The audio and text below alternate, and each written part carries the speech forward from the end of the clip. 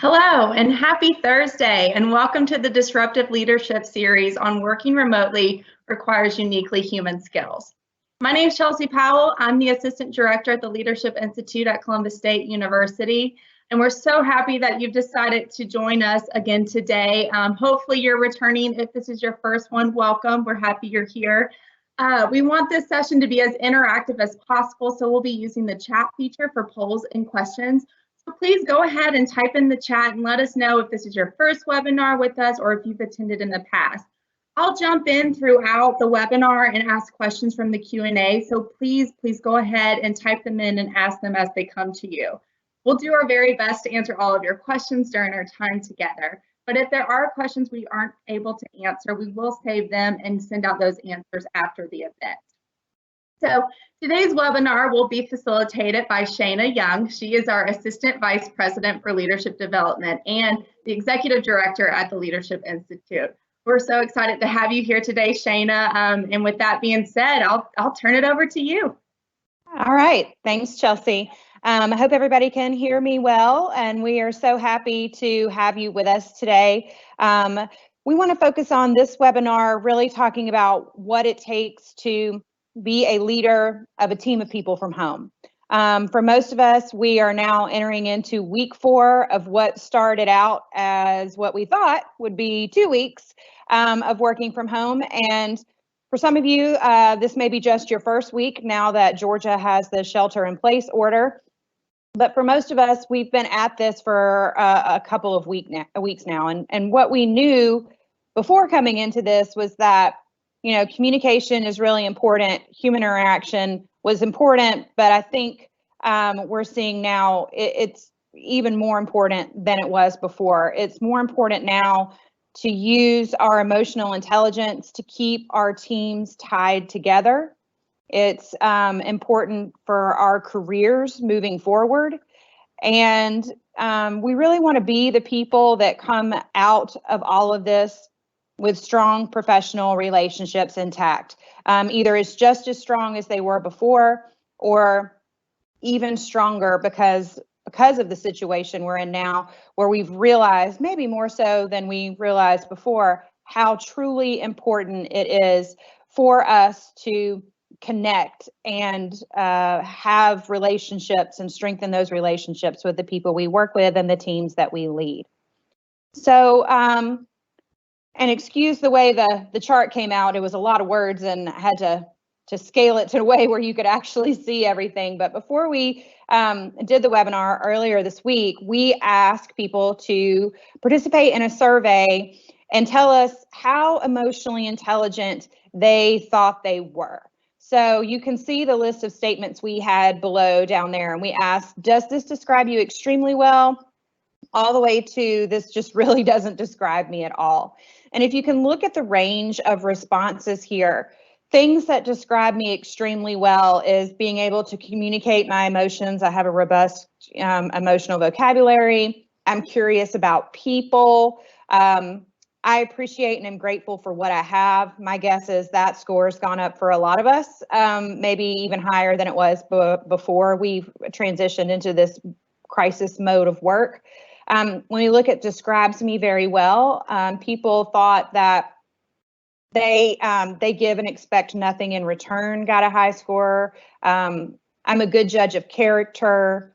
I appreciate and am grateful for what I have has a high score, and that describes me very well. When we start getting towards moderately well, the highest score in that blue bar you can see is I can let go of mistakes. And I think mine and others. And I think that's something that's probably hard for all of us, letting go of mistakes, probably not even for other people, but our own. We tend to take those and internalize those and use those against ourselves when we have that negative self-talk. Describes me slightly well. I allow myself to disconnect from work and I stop negative self-talk in its tracks. And I think, you know, being able to allow yourself to disconnect from work is one thing that in every webinar we have done, people have said that it is becoming harder and harder to know how to do that. They want to disconnect. They know it's important to disconnect, but when you don't actually leave where you're working, it does become hard, but it doesn't make it any less important to do. And some of the things that were described does not describe me is I don't seek perfection. I get enough sleep. I limit my caffeine intake, stopping the negative talk, and I don't allow others to limit my joy. And these are all areas that are important to emotional health and emotional intelligence. And I think we all know when I say emotional intelligence, what I'm talking about. You know, people with high emotional intelligence really are people who understand their own emotions and can explain them well, and recognize the emotions in other people, allow them to have those emotions, and try to empathize with them. And when I look at this particular survey and the people who took the time to respond to it for us, and I hope you're all on here today, what I see is we're doing a pretty good job of taking care of others. What we're not doing such a great job of is taking care of ourselves. And as we have done in these past webinars, and as we'll continue to do going forward, is just continue to remind you that taking care of yourself is a really important part of being a great leader. If you don't feel good, then you can't be at your best. And I know a lot of people are depending on us right now, not just your team, but your families, your kids. You know, you may have elderly people that you're caring for as well. You've got your own sets of worries on top of worrying about everybody else. But now is not the time to punish yourself physically, mentally, or emotionally. Now is the time to really try and care for yourself in those ways that you know you need, and to make yourself feel better. So the next thing I want to shift into when talking about emotional intelligence is, since working remotely does require really uniquely human skills, the most uniquely human skills it requires is our interaction with each other and the need for that. So conversations that leaders with high emotional intelligence are having every day is, you still have to say good morning and make small talk. Even though we can't do it in the office like we did before, it shouldn't disappear. It really is even more important maybe than it was. I know it's something our team misses tremendously. And then I think maybe we didn't even realize how much we needed that particular aspect of just standing in the hallway and talking and just having conversations. So when you're having your team meetings, don't forget that saying good morning and making small talk at the beginning of the meeting and letting people just have those human moments and spending time with each other is really important. It builds rapport. It's also the place where a lot of creativity happens. And our team was talking about this the other day. A lot of our creativity and the things that give us energy and those important conversations actually happen when we're all just standing in the hallway. We thought that, you know, we were just popping out to say, hey, I need to run this by you, or let me ask you a question, or does this sound crazy, or does it sound like a good idea? That's where a lot of things come to fruition, is in those hallway moments. So, you know, make sure you're still making time for that with your teams during your team meetings. People who have high emotional intelligence ask their boss if priorities or goals have shifted. And I hope that, you know, your bosses are reaching out to you and asking how you're doing and checking in with you. If they're not, then you reach out to them and make sure you're asking, because of the changes we've been in and this world that we're in, have there been any priority shifts? Have goals changed? Do I need to be telling my team we need to be more highly focused on this or on that? Because of the way things are now, sometimes it become easy to forget to communicate some of those things. So making sure you're asking those questions so that you can keep your team focused and keep yourself focused on what those priorities are is really important. Ask direct reports and team members if there's any way that you can help. Highly intelligent or highly emotionally intelligent leaders ask every day, what can I do for you? And that's the crux of servant leadership. And servant leadership is a a core value at Columbus State University and certainly a core value of the Leadership Institute. But me saying, what can I do for my team? What can I do for you every day is my primary job as a leader, is to say, how can I help you? And what do you need from me every day? It used to be the reverse of that, right? Back a couple decades ago, the boss comes in and says, here's what I need for you to do every day. Here's what I need you to do. Here's what I need you to do. But the servant leadership style of doing things is the inverse of that. It's me coming in as the leader every day and saying, what can I do for you? What do you need from me? How can I help you today? So make sure you're asking that of your team every day. Follow up on video calls to confirm action items and ask clarifying questions. So used to, at the end of a team meeting, everybody gets up and it's over and they're kind of having a conversation as you're walking out the door, or you're kind of grabbing the person you need to talk to have that sidebar conversation or follow up on something with. Well, we're not all together these days, so I can't just grab you on your way out the door and say, hey, let's get together later and talk about this, or can I run this by you? So after the video call is over, make sure you're following up and asking clarifying questions with your team members, scheduling that time to say, can I help you with something, or how's it going with this, or, do you have some questions on this? Do we need to grab a sidebar team of people to discuss? Just meetings, is not what it's about. Of course, you need to have your team meetings, but we can't let all of the sidebar conversations disappear, because that's really where the work happens. So make sure you're following up and allowing people to follow up so that they can get things done and that they have all the information they need to have. Next is ask team members how they're holding up. And this is really the most important question we should be asking as leaders these days. The workplace usually isn't the most ideal spot for talking about personal problems or emotions, but during these times, reaching out and asking people how they're holding up will make a huge difference in this. We posted a couple, I think it was last week, maybe the week before, an article or video where Mark Cuban said that how companies treat their employees during this time will affect them for years to come. And I couldn't agree with that more. How you treat your team members during this time is going to affect how they feel about you as a leader and how they feel about the organization they work for years to come. It will have a lasting legacy. And so asking your team members how they're holding up is important. We've talked about this a couple of times, and I think it's come up in some of the previous webinars we've done as well. But it's sort of like we're all going through the grieving process.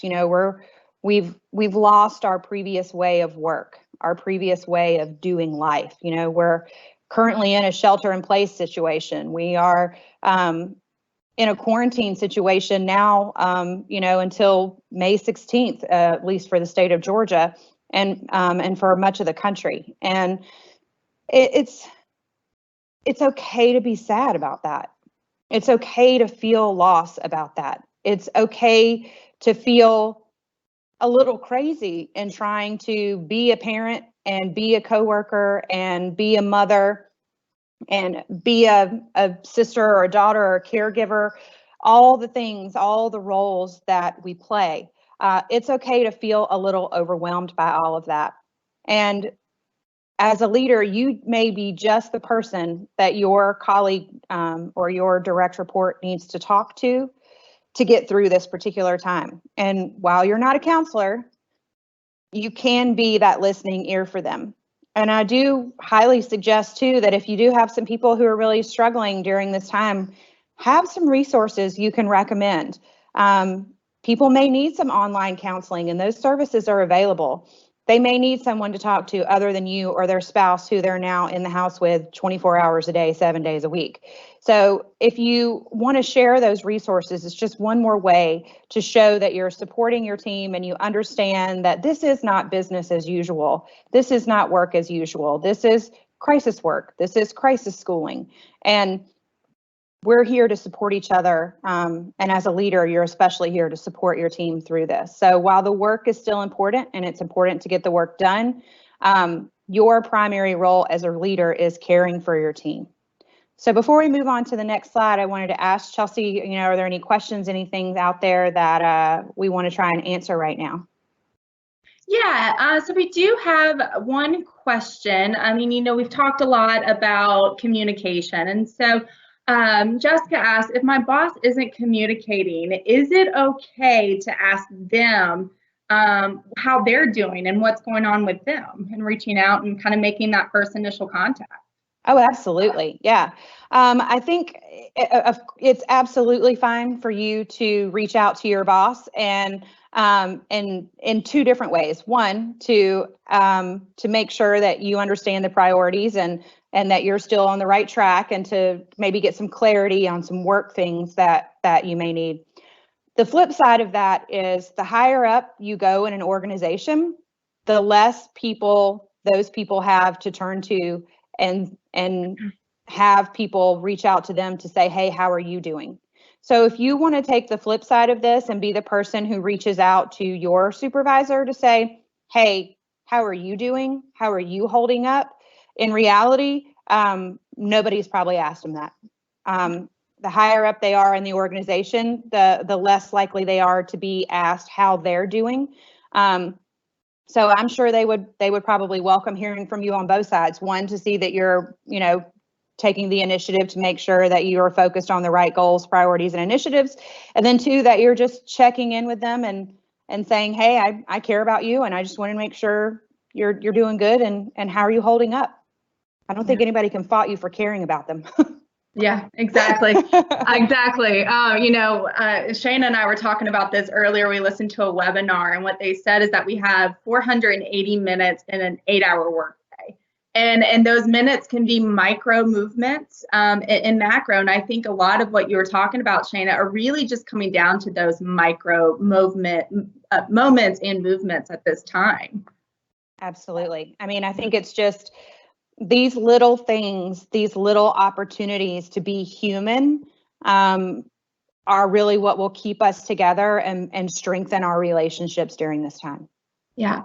Another question, speaking of being human and realizing that none of us are perfect, especially in this time. I was reading an article yesterday. It was talking about work-life balance. And I kind of started making a joke with my husband saying, you know what, at this point, I think all of our job titles are now professional jugglers, right? Because we have so much going on, up in the air. So here's the question from Anonymous. We're asking for a friend. I've put so much emphasis on my teamwork in my job. I haven't been a very emotionally intelligent spouse or family member. Is there a crossover with what you're talking about now? And do you have any suggestions for that moving forward? Probably not the best person to ask about that, because I'm probably in that same boat. I think as leaders, a lot of times, to a certain degree, it may be easier to focus on your team and asking how they're doing and making sure they're taken care of and making sure all the work is getting done and making sure you're, providing for them and doing things for them. And so those that we love the most may suffer because of that. And a lot of times it's because those we love the most are the ones we can be the most vulnerable in front of. And being vulnerable right now feels kind of scary. I think even being vulnerable with your spouse, being vulnerable with your kids, with your relatives can be a little scary right now, because you sometimes may feel like if you start crying, you may never stop. So you're trying to hold it in and hold yourself together. And when you're trying to hold it in and hold it together, focusing on work gives you a way to hold it in and hold it together. The other side of that is vulnerability is the most important part of emotional intelligence. And while we're sitting here and talking about how important it is to be an emotionally intelligent leader, it's just as important to be an emotionally intelligent spouse, an emotionally intelligent parent, daughter, friend. So you can take these exact same things we're talking about and apply them in your personal life. And don't forget, as we said in the very beginning, that you need to take care of yourself. And one of the ways, and it was on the survey that we did, towards the beginning, was the very first question we asked, which is emotionally intelligent people are able to label their emotions. They just don't say, I'm upset. They say, I'm feeling frustrated because of blank. And so being able to label those feelings with the people that you love, being vulnerable and letting them know that you're not okay right now, is what we should be doing. Allow those doors to open, have those hard conversations. Don't let work simply be a distraction from the rest of your life. You've got to, just as we had to before, we've got to manage both those things. And I know it's harder now because you never leave both. Like, you're at work all the time, you're also at home all the time. You're a spouse all the time, you're a parent all the time. Whereas those things may have not been all the time things before. So take that time for yourself. Don't be afraid to be vulnerable. Vocalize, verbalize, label what you are feeling, and try to talk through it. Yeah, absolutely. I mean, that's such a great point. So often we've had the privilege, and now I do see it as a privilege, being able to go to the office and say, goodbye, mommy needs to go home or it needs to go to work. But in that article I was reading about work-life balance, one of the things that they mentioned is, let's treat our family just as if we treat our coworkers and our team members, and being leaders for them and saying, okay, if I need time to myself, you explain why. This is why, and there comes that vulnerability that you were talking about. Yeah, I think that's the thing. I have one more question. Sorry, Shayna. No, that's fine. I just was going to reiterate what you were saying and say that that's the thing we forget to do. We feel like our spouses, our kids should be mind readers, and we never say why. And I think, using these same techniques of emotional intelligence that we're talking about in the office with your spouse and explaining why, labeling those feelings is important. Yeah. All right, so I have another question. This is from Lauren. So how do you suggest helping a staff member who acknowledges they are struggling because of office dynamics and politics have changed drastically because of this isolation? Yeah, I feel like all of us are struggling with that right now at the moment. I don't know that there's any advice you can give in that dynamic, because it changes from day to day. The way office politics are playing out, the way things are happening right now, it's different. It'll be different tomorrow than the way it was today. I think if your team member is feeling disconnected, finding ways for them to just have conversations with one or two people they used to have conversations with in the office all the time, suggesting that they do that. If they need more time with you, I know faculty and teachers, now that they're doing everything online, have set up office hours. If your staff or your team needs to interact with you more than maybe they feel like they are, as a leader, you should be trying to make time to make that happen for them. Maybe you have office hours in your day where they can come and drop in and say hello and over video chat and ask some questions, either privately or as a group, however you want to set it up. But I think people who are missing interaction, it's our responsibility to provide those opportunities for them. And office dynamics, office politics, those things are going to continue to shift and change as the world of work continues to shift and change in this process. Yeah. Thanks, Shayna. That's all we got right now. All right, let's move on. The next thing I want to talk about is some of the things that emotionally intelligent remote leaders do. And one is over communicate. Increasing your check-ins. We can't just pop into each other's offices anymore. So the more dangerous things we have right now, or the most dangerous thing we have right now, is avoidance in the name of space. A lot of people are saying, "Oh, well, I don't want to bother them," or "I don't want to have too many meetings. I don't want to have to, I don't want to be intrusive or intruding." And I think that's what all of us really were thinking that first week was, hey, a couple emails, we're all at home, all this video conferencing thing, we won't have to do it too much. And then as we got into week 2, we were like, okay, we need to get back together as a team even more often than we were before, because these hallway check-ins, these office check-ins aren't happening. So don't distance yourselves in the name of space. Make sure that you're over communicating. And I don't just mean that from the personal standpoint. I mean about what's going on at work too. What the overall organization's plans are, what your departmental plans are, just trying to keep people in the loop and make sure that they feel comfortable, that they know what's going on in the organization as a whole. You cannot over communicate during this time. And encourage your teams to keep regular working hours, which includes time for breaks. Now, when I say regular working hours, I can already feel some of your hackles. I don't mean 8 to 5 or whatever your actual regular working hours are. What I mean is whatever an 8-hour day works for you in this situation, that's what works for you. But take breaks. Don't come and get in front of your computer or wherever you're working and tie yourself to it and feel like you can't get up for 8 hours. You can't do anything else. You have to do this. You have to do it right now.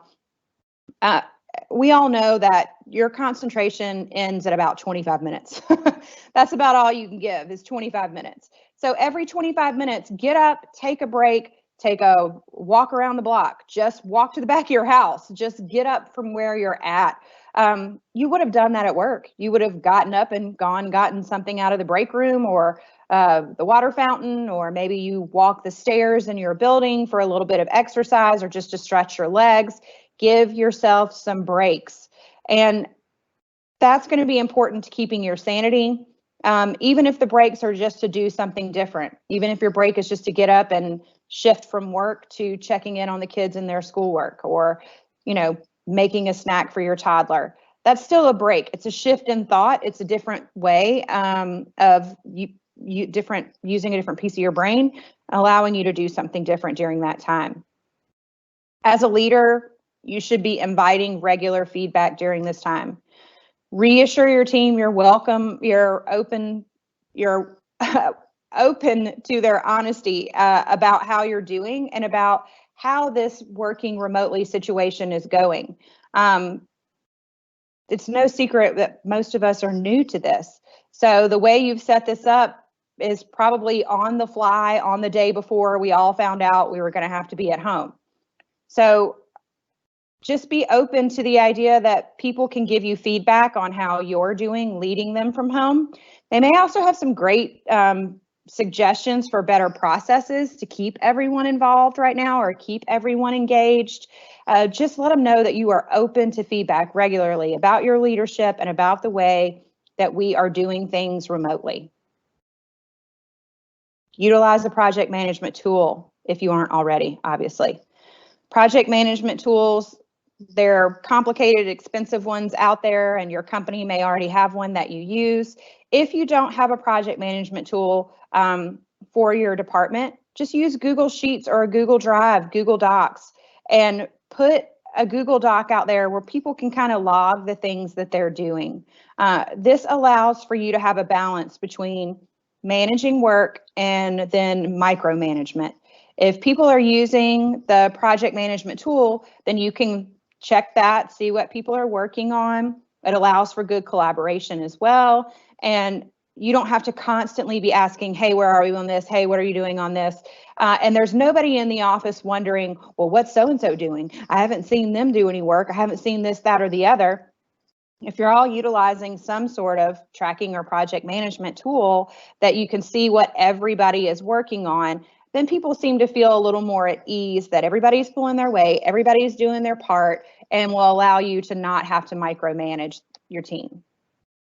As we've been saying throughout this, and as we'll continue to say, because this is about the uniquely human skills it takes to be a good remote leader, is you have to have empathy with your team members. And what that means is you need to listen, try your best to understand, respond, label the feelings, and allow people to have them, even if you don't agree. And you need to understand that everybody's home situation is different, and how everybody is handling it is different. We have run the gamut of emotions, I feel like, on our team. When we first started out, I think we kind of felt like, oh, well, we got this, we can do this. And then week 2, we were kind of in overdrive. And then week 3, I think we were like, okay, we're starting to burn out. We're doing too much. And now we're in week 4 and we're taking a step back and saying, let's take a look at everything we're doing. Let's kind of reorganize and prioritize. And, let's not kill ourselves in trying to prove that we can do the most and be the most productive people possible while we're crisis working and crisis homeschooling and dealing with either constant contact with family members or zero contact with other people, and trying to just be there and understand and empathize even when I don't understand. Just listen, be there, try to put myself in the place of other people. That's your number one job these days, is to be supportive. And that kind of leads into this next one, which is just making sure that everybody's clear on the objectives, that you're tracking progress, and that you're aligning goals. Again, we just don't have that opportunity to pop out into the hallway and ask how things are going. So you need to make sure that everybody understands what the objectives are, that you're tracking progress, and that the goals are still the same, or if they've changed, that they're aligned to the overall goals of the organization. Make sure nobody feels left out. It's your responsibility as a leader to make sure that everyone feels connected and up to date with what's happening on the team and the organization as a whole. And I know sometimes we gravitate towards talking to the 2 or 3 people in the office that you talk to all the time anyway. And so, which is great. And you may think, oh, well, these 2 people, they don't ever pop in my office. They don't need extra attention from me. They don't need a call. They do. Everybody needs to feel included. Everybody needs to feel an equal part of the team. So if you find yourself spending more time talking to 2 or 3 individuals and maybe 1 or 2 people or however many people you haven't really had much conversation with at all, make a point to reach out to them. Even if you think they don't need it. A, to do the check-in, how are you doing? And then B, to make sure that they're clear on priorities and goals and initiatives. Ask the right questions when you have the opportunity to all be together. You can work through these questions as a group. What could we do together? What are our opportunities here? What should we do together? So which one is the right direction right now? So if we want to, if you find that there's an opportunity out there for you as a group, which 1 or 2 of these opportunities do you want to take advantage of? And then what will we do? What specific commitments are we going to make to each other to get moving on something? And then when will we get back together? When will we review the progress, adjust, and plan for our next steps? And just sharing how our team is working. We have our Monday morning meeting, which is where we talk about what we're doing for the week and what our objectives are and what everybody's plans are and who needs help and who needs assistance and where do we need to be as we move through each week. Then I try as the leader to have one-on-ones with each of my team members, my direct reports. And then I hope that they're having, the same one-on-ones with their direct reports, but I want to have a one-on-one with each of my direct reports, A, as a check-in point, just to see, A, how are you doing? How are you feeling? What can I do to help you? And then B, are we on track? Follow up on some things, but really the one-on-one check-ins, they're quick, they're not long, they're not full-on meetings about projects or things like that. They're check-ins for me to see, hey, how are you doing? What can I help you with? Is there something specific I need for you or that we need to accomplish together this week? We really just end up spending more time talking about life and things of that because that's really what's the most important thing right now. Before we move into this next one, do we have any questions we want to try and field at this time, Chelsea? We do have one, but before I get to that, Shayna, I just think it's so important. I mean, you are our leader, and I know that you've made the conscious effort to have those one-on-ones, but what I realized during our one-on-one is that I need to make sure as an employee for you that you have that same support too. And so I would just also encourage everyone else, ask your leaders what they need from you too, because they need help and they need support in this time as well. So I just wanted to mention that before I go into this question. But someone anonymously is asking, we're talking about emotional intelligence. We're like, wait a minute, where is mine at, right? And so they want to know if there are ways to actually assess your emotional intelligence. Oh, yeah, absolutely. So there are several emotional intelligence assessments out there. We are certified in the EQI, which is the emotional intelligence self-inventory, where you can do a self-assessment of yourself.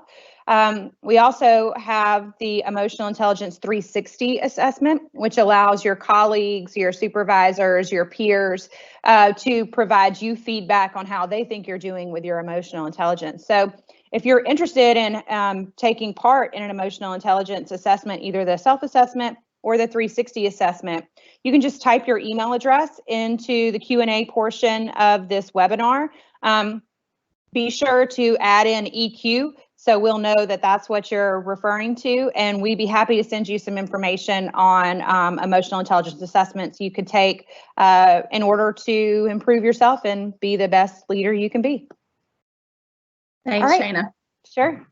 So this next portion is about what we don't want to do as emotionally intelligent remote leaders. So don't expect to maintain the same level of self-control you felt in the office. And I think that's the one thing that we are all missing, is the level of control that we used to have over our days. There was a pattern, there was organization, there was a system, there was a plan. And a lot of that has kind of gone out the window. You work for 25 minutes, then you go help your kids school for 25 minutes, then you have to stop and make lunch for everybody. And the level of control that we have just isn't there anymore. And I think you just have to we're going to have to learn how to be okay with that right now. When you go remote and you're working with people from their own houses, it's on their own terms. And so therefore, you've got to give as much latitude and inherently expect some latitude for you as well. Managers need to be able to let employees have more personal control over their working time.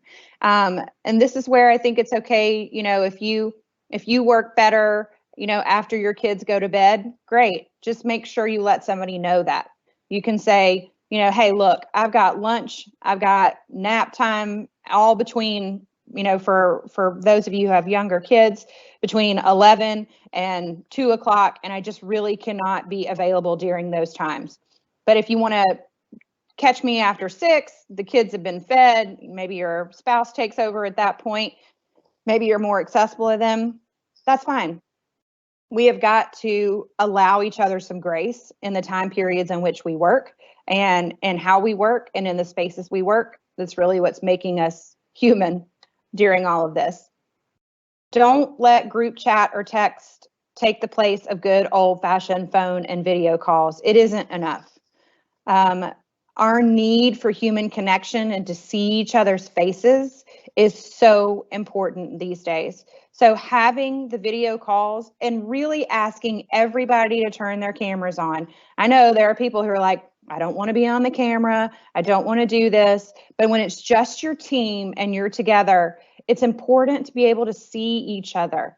It's important to be able to be there. And I really hope you can encourage, not force, not demand, encourage everybody to be on their cameras. It's not about a fashion show. It's not about trying to look pretty. It's not about makeup or hair. Trust me. Y'all may be able to tell, but I'm going to be all gray by the time this quarantine ends. But it is just about being human together and spending and being able to see each other is a really important part of that process. Make sure you're not inadvertently siloing any of your team members. And again, this kind of goes back to what we said we did want to do on the slide before, which was that project management aspect of it. Make sure you're over communicating. Make sure that you've got a place where everybody's kind of logging what they're working on so that nobody is having any of those at-home suspicions of people aren't doing this or aren't doing that or anything like that. So make sure that you're having a place where everybody can see what everybody's working on and that you're checking in with everybody. Don't let anxiety over your team's productivity get the best of you or of them. And I think this is the one thing that has really been on my heart and my mind for the past couple of weeks, is this anxiety over productivity. And it's not the anxiety over productivity that people are at home just watching Netflix or cruising the internet or looking at Instagram or whatever. They were doing that in the office before, trust me. Being at home has not changed that. It's this sense of overdrive of productivity that a lot of the people that we've talked to through these webinars and after these webinars are feeling right now. This need to prove worth, prove value, show that I'm doing everything. This anxiety that it's bringing. We want to be productive, of course. We want to make sure that our departments and the organizations we work for know our value. But don't run so fast and so hot that you burn out. We may need to take a step back. We may need, as leaders, to bring our team together and say, are we doing too much, so much so that we're going to burn ourselves out? Are we burning the candle at both ends? What can we do to, try to keep that pendulum in the middle instead of saying we're unproductive or we're overly productive? How can we be productive and also stay sane during this time? And having the conversation with your teams about how they're feeling about productivity right now could be super helpful. If you get the sense, like I got the sense with my own team last week, that we were just really overdoing it and really pushing ourselves to the point of burnout, we had to take a step back and really re-examine and maybe reorganize how we were doing some things. It doesn't mean we're doing things less, but maybe we're putting them out in a different way or taking some stress off ourselves by, some self-imposed deadlines that we put out there for ourselves. But the only way that you can do this is by talking to your team. And again, that human element is what's so important. This is one of my favorite sayings. I say it all the time, is a leader too far removed from the troops starts to look like the enemy. I understand nobody wants to have more meetings. I get it. Okay. I hear this all the time. Well, we're so busy. Everybody's busy. Okay. Everybody. You aren't the only people who are busy. It is your responsibility as a leader of other people. It is your responsibility to make sure that you are reaching out to them individually, one-on-one, and checking in. And it was important before, but it's more important now. We used to be able to, when we saw each other every day, maybe your leadership, I hope you're a leader, or you as a leader, had one-on-ones with your team, maybe once a quarter, because you were able to check in with each other every day in the office on stuff. So the one-on-ones were once a quarter, or maybe once a month, things like that. You need to be checking in. You need to be reaching out. You need to be that point of contact, because if you become too far removed and you haven't had a one-on-one with somebody since all this started, you are going to start to look like the enemy. Have that human connection. Lastly, don't overextend yourself. Again, kind of going back to what we were doing before, I know it's hard to leave work. We saw in the survey results from the very first slide that the one thing that everybody said they're not good at right now is leaving work, walking away. We feel like we have to be accessible 24/7. But if you're overextending yourself, remember that your employees are following your lead. And a team that feels balanced and fulfilled outside of work is usually much more productive. So if you're working from home, it's easy to let work overtake everything, but you aren't doing anybody any favors by working 24/7. Remember, you're the leader. Your team is looking for you for how to work in this situation, how to act in this situation. And if you are balanced and fulfilled, and they see that that's working for you, they're much more likely to also be balanced and fulfilled. So don't overextend yourselves. I'm going to go ahead and go into the tips to avoid burnout, and then we'll take questions right after this if we have any that are out there. These are some that are pretty basic and we've shared, I think, on everything we do here, but set clear boundaries. Again, if you need to say, I have office hours and that's when your team members can come in and check with you, great. If you need to say, I'm going to be offline after 5, I'll look at this in the morning, that's good. Setting boundaries allow people to not step over them. If they don't know where the lines are, they don't know they've stepped over it. So make sure that when you're setting the boundaries, you're just letting people know, I'll be working during these times today. I'll be available for you from 12 to 1 during my office hours if you want to stop by and talk through some things. If somebody sends you something at 6:30 and you're about to have dinner with your family, then it's okay to say, I'm going to be offline for the rest of the night. I'll respond to this tomorrow. It'll be there for you tomorrow. And set clear expectations with your team.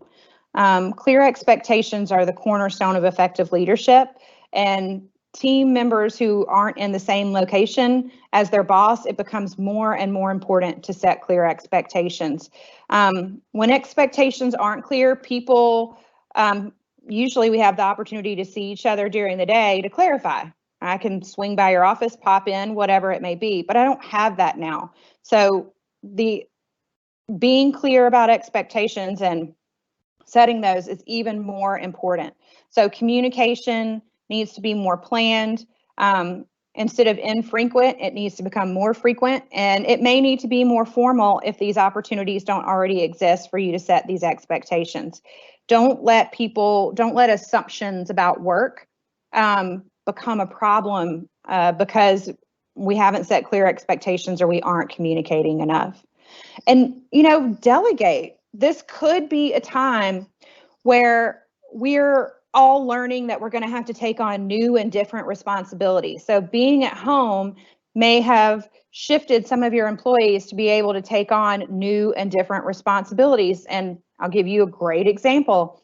Our student assistant is producing this webinar right now, not in her list of responsibilities or things that she had ever done before yesterday, but this was an opportunity, and we're all sharing in these responsibilities of producing and moderating and putting out content. Our financial administrative assistant is reading and writing things to go on our blogs and on our website, not in her list of general duties, but now that we find ourselves at home, it's an opportunity for her to kind of flex those muscles and see what she can do with the things that she enjoys reading and information she's interested in. We're all taking turns moderating. We're all going to take turns producing. Our director of marketing has become basically a webinar producer. We have thrown her into producing webinars, which was, before we did this, not anything she'd ever done before. And, we're all learning new skills. We're all learning this new way of work, this new world of work. And we're just trying to jump in and understand it's not going to be perfect. And that's fine. Again, if you remember from the emotional intelligence survey we did, giving up perfect is one of those signs of being an emotionally intelligent person. Nobody is perfect. Nothing is perfect. And especially in times right now where we're just trying to get through the day some days. So delegation may be an opportunity for people to learn some new skills. Again, I realize everybody is doing a lot and you're trying to do your jobs and school your kids and be a good spouse and all of those things at the same time. So I'm not trying to encourage you that you need to do more or you need to take on more. I'm just saying, look at all the things that your team is doing and see if there are some opportunities for shifts in duties and responsibilities that could be helpful during this time.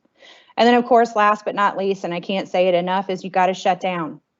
You've got to shut down. You've got to step out. You've got to walk away. And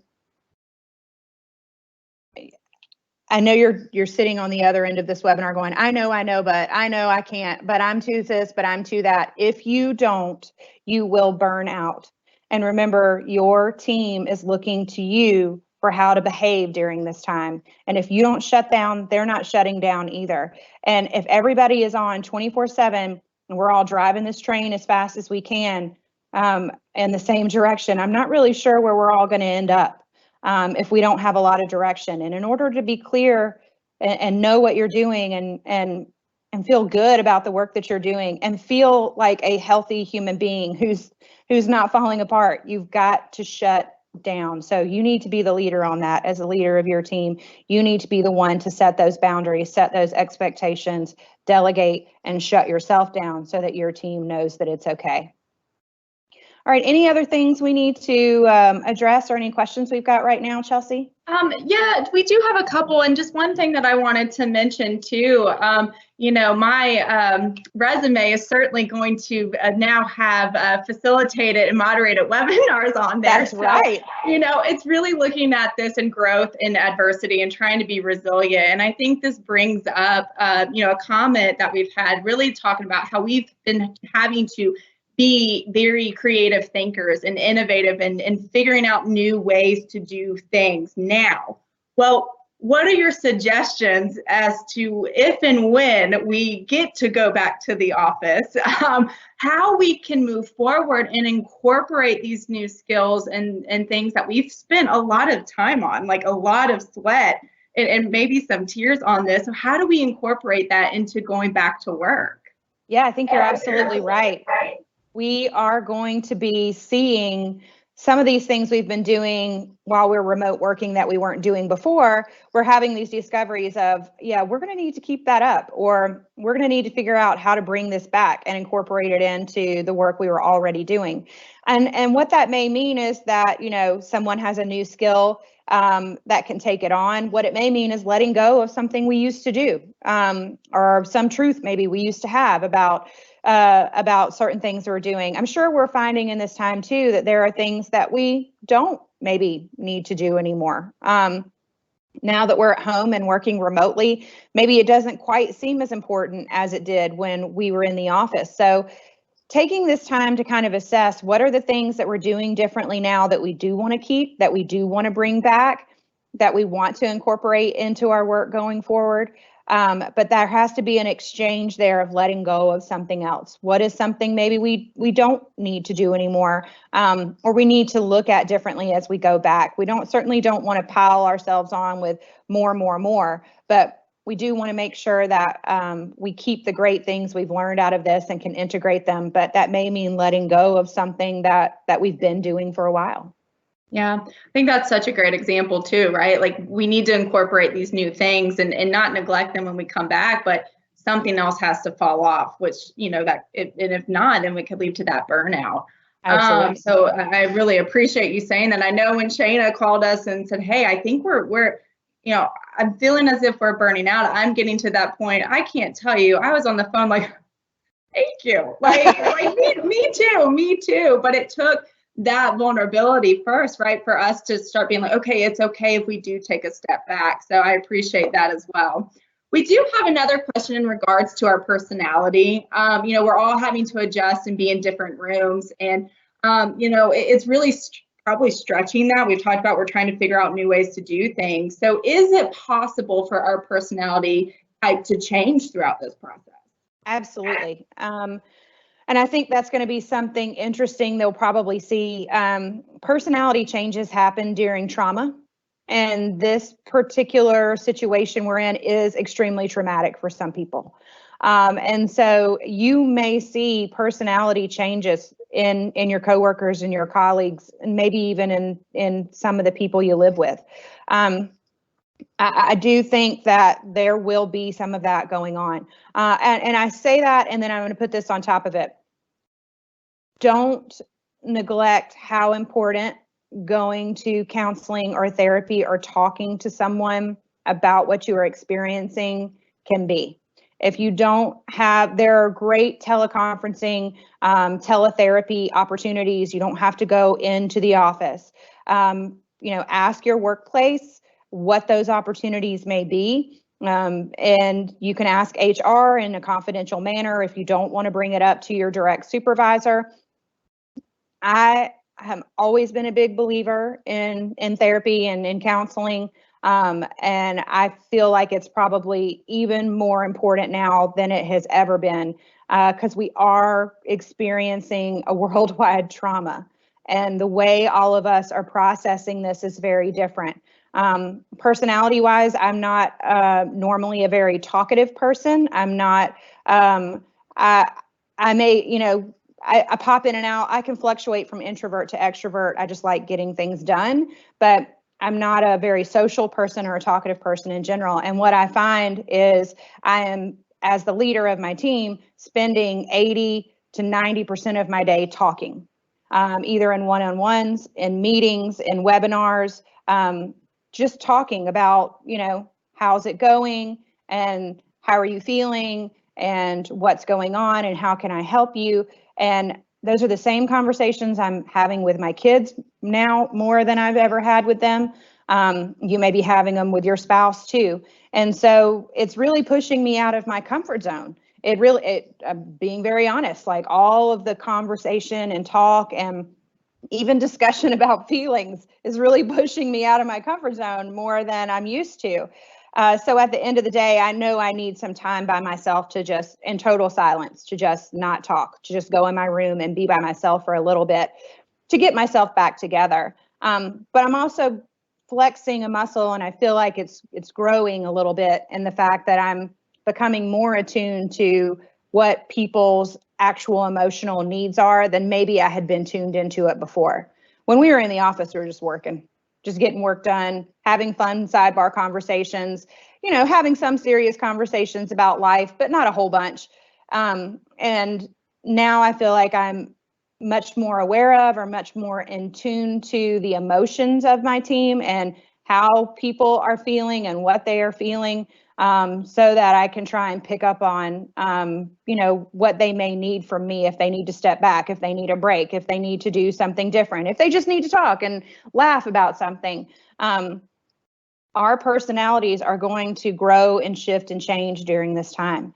And so you may have some coworkers come back that are maybe a little different than they were before we left on all of this.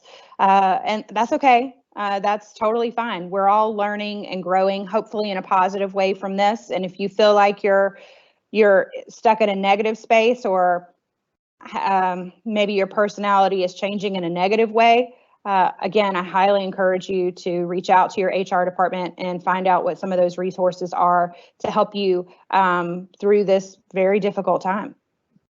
Great. Thanks, Shana. It appears that's all the questions that we do have. So before we leave this webinar, what suggestions, final thoughts do you have for those who are in attendance? Yeah, I mean, we've got, people are going to have a real hunger for human connection. I really think that, we used to say, how are you was the 3 most useless words that we ever spoke. And I think saying how are you is the most one of the most important things we can say to each other these days. It has more meaning maybe now than it's ever had. Remember to put the usual into the unusual. So if you're used to having lunch with a colleague once or twice a week, do that. Just do it over FaceTime. If you are, give a video tour of your home. I saw a thing where people were doing the mug shots where everybody held their coffee mug up with whatever it said on it and took a picture of it. Put some usual face-to-face back into what you're doing. And, one day we will shake hands again. Although Dr. Fauci said today we probably shouldn't, but one day we will bump fists again. How about that? But I think we'll have learned from this how important and have a deep appreciation for being together, and simple gestures like handshaking, how important they really are. And again, think about what's changed forever, but maybe for the better. What do you want to take back to work from this experience, and keep going for the future? What changes maybe do you want to make? I did want to put this out here because as a part of our survey, somebody did ask what were some of the reading recommendations on emotional intelligence that we had. So here are 3 reading recommendations for you. As the Heart-Led Leader, or The Heart-Led Leader by Tommy Spalding.